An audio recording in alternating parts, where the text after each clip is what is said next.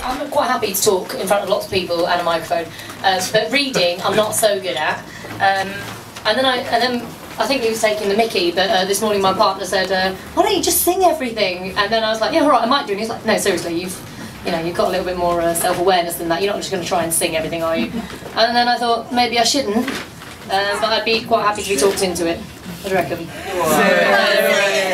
Okay, I'm going to do about 3 lines like this, and then when you realise how bad it is, because I'm going to try and do it in some sort of like operatic style, and never sang. I know, oh my god, exactly. This is the torture device I use when I want Richard to do washing up. Now it's time!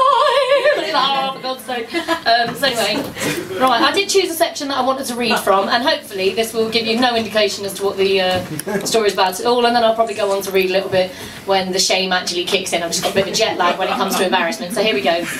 Melvin never made any friends. Not only was he shy, he was small for his age. Had unusual hair which felt and looked a little bit like a rusty cheese grater. He blushed at the slightest thing, and to make matters worse,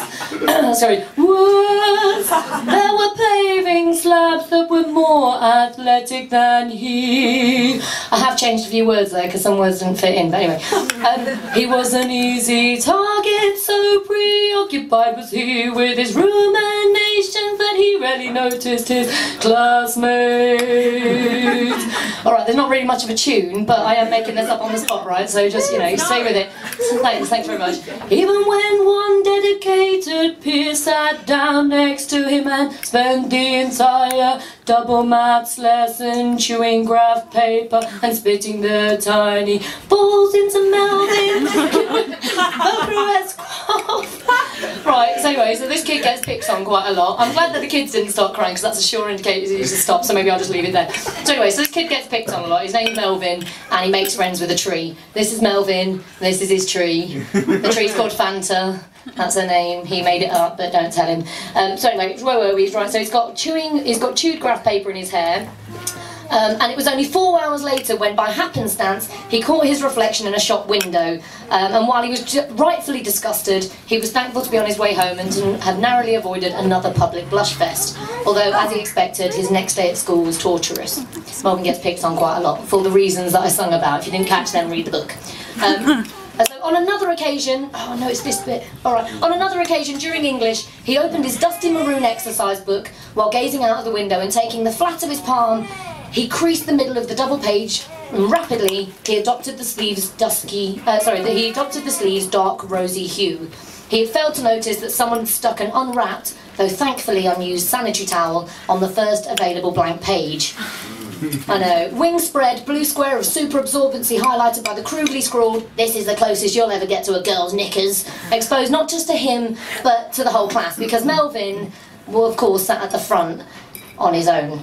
So the class sat twitching with excitement behind him, waiting for the fireworks. The fever flushed his face, his head got hot, though his cheeks quickly cooled with profuse sweat. Dizzied by the shock, Melvin was overwhelmed. Why is it always me? Why is it so much fun for them? And Melvin felt a tear.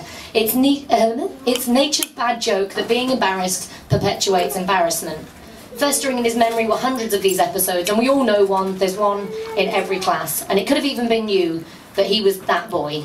That was Melvin. And so he did what he always did. He ran in his Fraggle-like way out of the classroom in the school with only horrible replays for company. He went to his hideout until it was time for him to arrive home from school.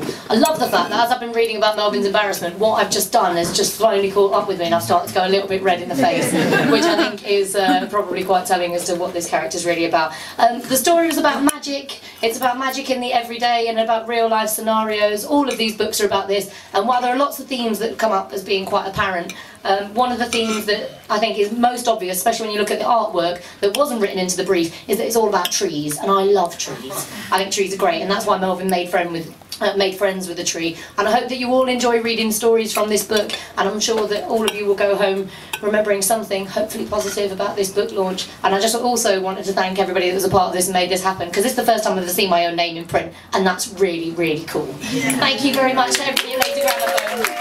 I'm not sure who's up next, but it's going to be Lazy Gramophone.